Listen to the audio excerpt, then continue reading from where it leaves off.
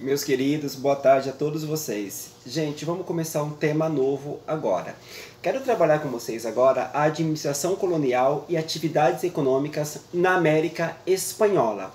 Então percebam o seguinte, a gente vai trabalhar a administração das colônias e também as atividades econômicas ali na América Espanhola. Eu acho que para a gente começar essa conversa, eu acho que é necessário a gente ter uma definição muito clara de alguns termos. O primeiro termo que eu queria trabalhar com vocês é o termo colonização. Meus amigos, o que é colonização? Colonização, meus amigos, é um processo de domínio, onde você ocupa e domina um território. O nome disso é colonização. Foi isso que, por exemplo, Portugal fez em relação ao território que é o Brasil, e também a Espanha fez nos países que são nossos vizinhos, assim como também fez a Inglaterra em relação ao que seria no futuro os Estados Unidos. Eles vieram, eles chegaram, eles ocuparam e eles povoaram o território. Então percebam que esse processo de domínio, povoamento, nós chamamos de colonização. Uma outra palavra que eu acho que também tem que ficar muito clara para vocês é a palavra administração. Meus amigos, o que é administrar algo? Administrar, meus amigos, é você organizar, é você gerenciar algo. Por exemplo, quando a sua mãe chega em casa e a sua casa tá aquela zona do caramba, seu quarto tá todo zoado, e sua mãe fala, olha, eu quero que você limpe o chão, quero que você tire as roupas do seu guarda-roupa e dobre, e você organize o seu espaço, ela está administrando. Por exemplo, quando sua mãe chega assim, olha gente, está dando meio-dia, está na hora da gente fazer o almoço. Então é uma pessoa que está lidando com o quê? Com o gerenciamento do espaço. Então a gente chama isso de quê? De administração. Repito, administrar é uma forma de organizar e gerenciar o espaço. Meus amigos, além de colonização, além de administração, eu acho que eu usei uma palavra aqui, que talvez um termo que seja um pouco estranho a vocês. O que é atividade econômica? Meus amigos, atividade econômica é todo o processo para você obter produtos, fabricar produtos, ou você produzir algum bem ou algum serviço que ele dialoga com o quê? Ele vai dialogar com as necessidades e os desejos de uma sociedade. Então, por exemplo, o cara que é um agricultor, o cara que planta, é um cara que está exercendo uma atividade econômica? Sim, porque o produto daquilo que ele planta, aquilo gera o quê? O consumo. Então aquilo vai satisfazer o quê? Uma necessidade e um desejo da população, da sociedade. Por exemplo, professor. Eu desempenho uma atividade econômica? Sim, eu desempenho uma atividade econômica. Eu presto um serviço que é educação para a sociedade. Então isso é uma atividade econômica. O pai e a mãe de vocês, quando saem para trabalhar de manhã, eles vão também contribuir com uma atividade econômica. Então o que é atividade econômica? É todo o processo em que você tem bens e serviços que vão satisfazer as necessidades do povo. A gente chama isso de quê? De atividade econômica. Agora que vocês entenderam o que é administração, colonização e atividade econômica, o que nos cabe entender aqui? Nós vamos trabalhar a maneira como a Espanha gerenciou a economia das suas colônias e quais são as atividades econômicas que se desenvolveram aqui na América no tempo em que a Espanha dominava a região. Eu acho que existe um aspecto que tem que ser bem colocado para vocês.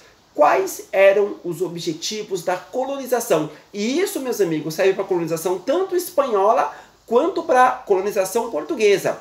O objetivo da colonização, meus amigos, não é turismo. Ninguém atravessou o Oceano Atlântico, desafiando o Oceano Atlântico com todos os perigos que eu já narrei para vocês, para fazer turismo. E nem para fazer amizade com populações indígenas. Quais eram os objetivos fundamentais da colonização? Meus amigos, ampliar o máximo possível o lucro das metrópoles. O que são as metrópoles nesse contexto? São os países europeus. É Portugal, é a Espanha, é a Inglaterra. Quais eram os objetivos da colonização para esses países? Ampliar o máximo possível o lucro. E através do quê? Da exploração. Então você vai explorar a região que a gente chama de colônia para o quê? Para enriquecer, para trazer lucros para suas metrópoles. Então, qual o principal objetivo da colonização europeia de maneira geral aqui na América? Explorar para garantir lucro. É claro, meus amigos, tinha um viés religioso também, né? A gente sabe que a colonização, além desse aspecto econômico, que é você enriquecer as metrópoles às custas das colônias, então também tinha um aspecto religioso. É a Igreja Católica aí tentando, depois que aconteceu a Reforma Protestante, que ela perdeu bastante fiéis, é ampliar o seu número de fiéis. Então esses são os objetivos da colonização aqui na América. Eu acho que tem dois aspectos que a gente precisa considerar também para a gente dar prosseguimento aqui à explicação.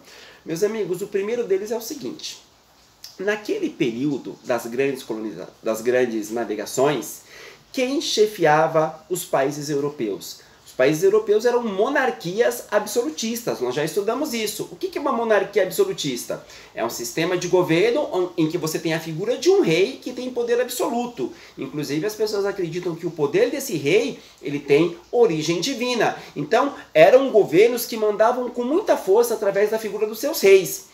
Expliquei para vocês que dentro dessa estrutura chamada o absolutismo, você tem uma política econômica. Qual é o nome da política econômica? O mercantilismo. O que é o mercantilismo?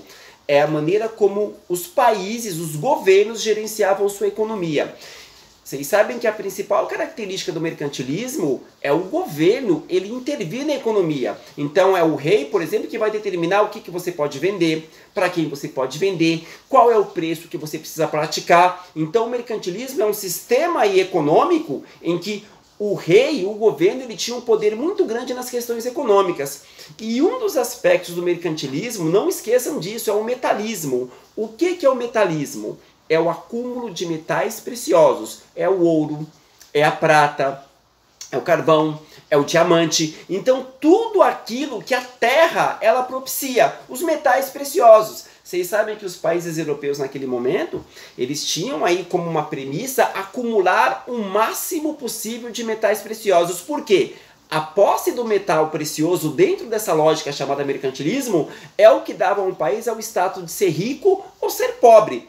Então percebam o seguinte: qual foi a primeira maneira que os países europeus eles tentaram usar para fazer com que essas suas colônias propiciassem o maior lucro possível? Exatamente o encontro de metais preciosos, o confisco de metais preciosos. Por exemplo, sabemos que os espanhóis, quando eles chegaram ali na região do México e encontraram os astecas, uma das coisas que eles mais cresceram os olhos, que eles precisavam de uma maneira muito urgente, era o quê? A aquisição de metais preciosos, sobretudo ouro. Um outro aspecto que também acho que deveria ser colocado aqui é o seguinte, gente: a Igreja Católica, depois que ela perdeu muitos fiéis com a Reforma Protestante de Martinho Lutero, ela tinha uma intenção muito clara de ampliar o máximo possível o seu número de fiéis. Então percebam qual é o foco da colonização espanhola e também a portuguesa. É você conseguir metais preciosos para fazer com que esses metais tragam lucro à metrópole e também, meus amigos, angariar o máximo possível de fiéis para a Igreja Católica. Então são dois aspectos importantíssimos. Meus amigos, quais são os marcos que determinam aí o início da colonização espanhola na América? Eu costumo destacar 3 acontecimentos que são de suma importância. Primeiro, em 1492, a chegada de Cristóvão Colombo. A chegada de Cristóvão Colombo vai marcar o quê? O contato da sociedade europeia tão ávida aí por lucro com as populações indígenas aqui da América. Um outro aspecto que eu costumo colocar é a tomada, a derrota, a destruição de 2 grandes civilizações pré-colombianas. Primeiro, os astecas, em 1521. Sabemos que o grande Império Azteca, riquíssimo, com uma cultura absolutamente fantástica, foi dizimado em 1521 por Hernán Cortés. Em 1533, infelizmente, nós tivemos também o domínio e a destruição do Império Inca, mais aqui na América do Sul. Então, quando você pega a chegada de Cristóvão Colombo, a derrota dos astecas e a derrota dos incas, nós temos aí 3 acontecimentos que vão pavimentar esse caminho para a colonização espanhola aqui da América. Meus amigos, entendam uma coisa: uma das principais características desse processo de colonização é uma relação de poder. Que relação de poder é essa? É a imposição da cultura europeia, uma cultura cristã, uma cultura que já caminha para um lance de capitalismo, onde a busca do lucro era uma coisa muito importante. Então, essa cultura, essa lógica do lucro, ela vai se impor o quê? a cultura indígena. Eu não preciso dizer para vocês, meus amigos, que as culturas, as múltiplas culturas indígenas, elas dialogavam com valores culturais diferentes. A terra, por exemplo, não era uma posse onde eu poderia lucrar. A terra era um bem comum em que todos ali que viviam podiam viver nela e tirar delas a subsistência. Inclusive a terra tinha um aspecto ancestral para esses povos. A terra, a floresta, tinha uma percepção, assim, uma conotação quase que sagrada para esses povos. Então essa lógica do lucro, essa lógica de vamos cortar, vamos destruir para poder lucrar, era uma coisa totalmente nova para a percepção indígena. Então o que a gente observa nesse processo de colonização?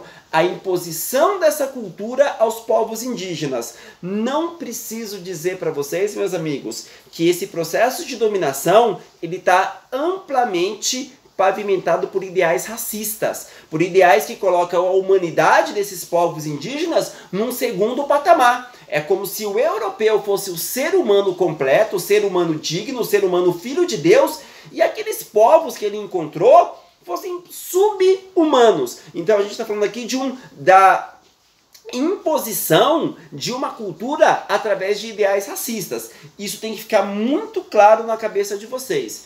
Meus amigos, de que maneira os espanhóis se organizaram politicamente aqui na América? Vocês sabem que você tinha o rei da Espanha, os reis da Espanha, e eles mandaram o quê? Os seus colonos para tomar conta desse espaço. Mas como foi que eles administraram esse espaço? Meus amigos, os espanhóis, eles criaram 4 vice-reinos. Quando eu digo vice-reino, é uma instância de poder aqui na América que estava submetida ao poder do reino central. Então nós tínhamos 4 vice-reinos aqui na América.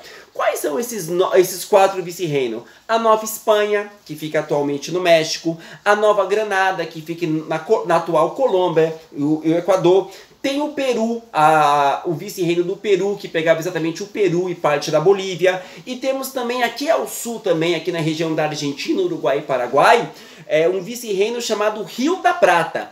Percebam que o próprio nome Rio da Prata já denota uma intenção, o metal precioso, a prata. Então, de que maneira a Espanha ela organizou politicamente a administração da América, das suas colônias? Através de 4 vice-reinos. Isso tem que ficar bastante claro para vocês. E aqui nasce uma figura estranha aqui na América. São os vice-reis. O que são os vice-reis? São figuras espanholas, obviamente, que devem obediência a quem? Ao rei da Espanha. São as autoridades máximas em cada desses 4 vice-reinos. Então, nesses 4 vice-reinos, você vai ter o quê? 4 vice-reis. Isso tem que ficar bastante claro para vocês. Quais eram as funções desses vice-reis? Eles tinham a função das demandas administrativas, religiosas, militares, inclusive o próprio poder judiciário, que é a justiça. Então eles presidiam, eles encabeçavam audiências, que eles tinham o poder de julgar as pessoas pelos seus crimes, por desavenças e daí por diante. Além desses 4 vice-reinos, meus amigos, você tinha também as capitanias gerais. Elas eram menores, elas tinham um poder mais local, uma coisa mais local. Você tinha a da Venezuela, a da Guatemala, de Cuba e do Chile. Então você vai ter os 4 vice-reinos e você também vai ter as capitanias gerais. E aí, meus amigos, percebam, vice-reino, capitanias gerais, mas você tinha um poder também mais localizado, quase como se fossem prefeituras. Eles davam o nome de cabildos. O que eram esses cabildos? Eram as câmaras municipais, onde você tinha os representantes da coroa e das pessoas poderosas que já viviam aqui representados. Eram como se fossem conselhos regionais. Então, assim estava estruturada politicamente o domínio aqui na América, tá ok? Eu vou parar agora por uma questão aqui de memória do celular, daqui a pouco eu volto com a segunda parte, tá bom? Muitíssimo obrigado.